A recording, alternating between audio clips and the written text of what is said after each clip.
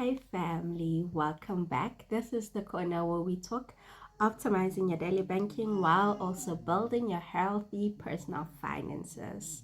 My name is Mogale, and if you are new, you're most welcome. Feel at home by clicking that subscribe button and be part of the family, because what we're doing over here is building financial literacy one video at a time. Now, you might be used to this by now, or if you are new, you're not, but you can expect some background noise, either my baby boy or his father. So don't mind that. Let's focus on the topic of the day, which is emergency funds. Let's get into it.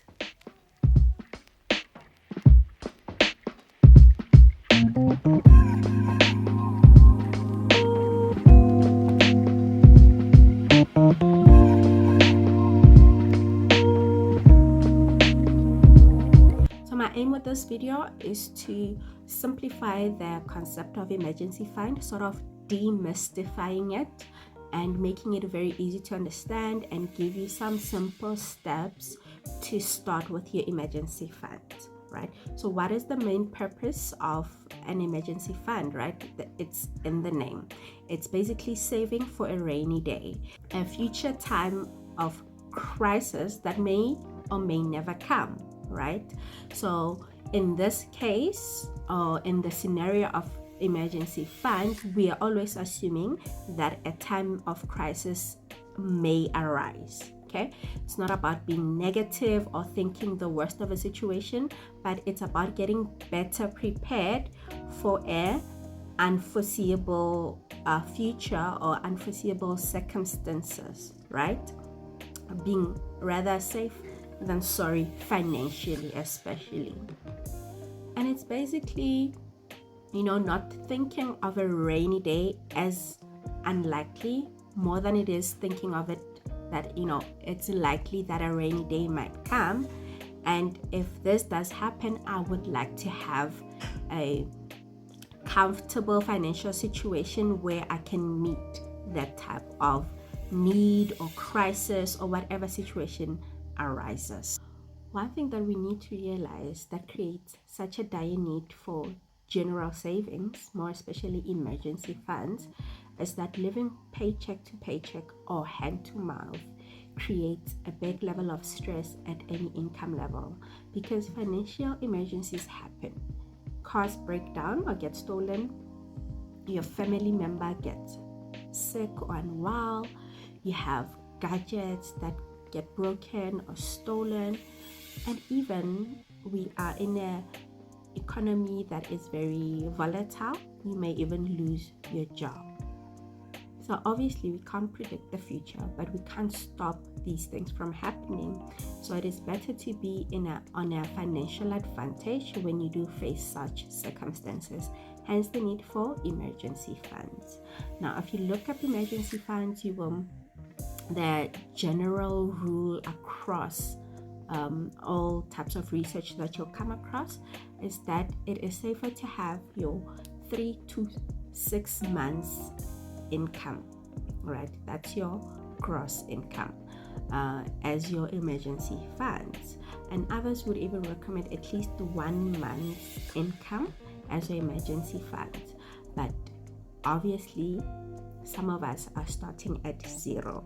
So building your way up there, it might seem intimidating, but it is actually better to start small and work your way up. So here's how you can start building your emergency fund today. Firstly, create a very realistic savings plan. This will require you to sit down, do a budget, really understand your finances, how much is coming in, how much is going out, how much you're already saving for perhaps other things already before you can allocate a certain amount on emergency funds. Now, if you need some help with, kind of savings plans or savings challenges to do, I do have a video on it. So once you look at your finances, at your budget, and you understand exactly how much you can put away, you can look at the savings challenges video, see which challenge can actually work for you so that you start building your emergency savings.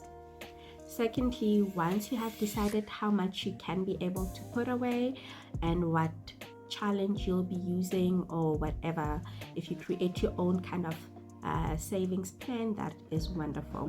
As long as you have decided and you know how much you now need to put it away in a savings account with your banking institution. Look for a high yielding savings account where you can put it away, but also be careful that it must be a savings account that you can have access to the funds within 24 hours.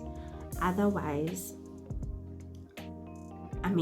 it might not work for you because emergencies don't give notice. Yeah. And other accounts, you might have to put in your 7 days notice, 32 days notice. Don't use a fixed deposit savings account as a means of an emergency funds, because that will not work for you. And lastly, there might also be a question that one asks, how much really is enough? Okay, so one of the people that I love when it comes to financial knowledge, content, and the likes is Dave Ramsey, right? So Dave Ramsey has been preaching an emergency funds of $1,000 at least, and people would come to him and be like, but in today's economy, is that even enough to call an emergency fund? Well, you know what? It's a start. If you can do more, by all means, do more than that. But $1,000, it's a start. When you have a flat tire over there, you know that $1,000 can have it patched up and you are not stuck. Okay. And when I Google, obviously I'm in South Africa, and $1,000 is equivalent to 18,000 rand, right? And 18,000 rand in my world, okay? And my world is a lot of money, and it can cover so many things. It is a bit up there for me, okay? So I'm just my goal at the moment will be at least 10,000 rand as an emergency fund, knowing that should anything happen, then we would be covered. Recently I was involved in an incident and our access went to 12,500 rand. You see, that shows me that's the minimum I should be having at least, so that I can say my emergency fund can then meet up unforeseen circumstances. So even with yourself, you can look into your own life with those type of scenarios and situations. Maybe your vehicle access, when you put a claim with insurance, is much higher or lower. That can be your bar you use to measure exactly how much you possibly do need in your emergency funds. I hope this was informative. It's just basic introduction. When it comes to these things, it's general information, right? Then you go and tailor it according to your own life and make it work for you. It's about getting the knowledge in and applying that knowledge in your own life so that you build healthy and better financial circumstances for yourself. Thank you for tuning in to this point. I hope you did enjoy the video. Please share if you did. Please leave some thumbs up, some hearts. I really appreciate, and I'll see you in my next video.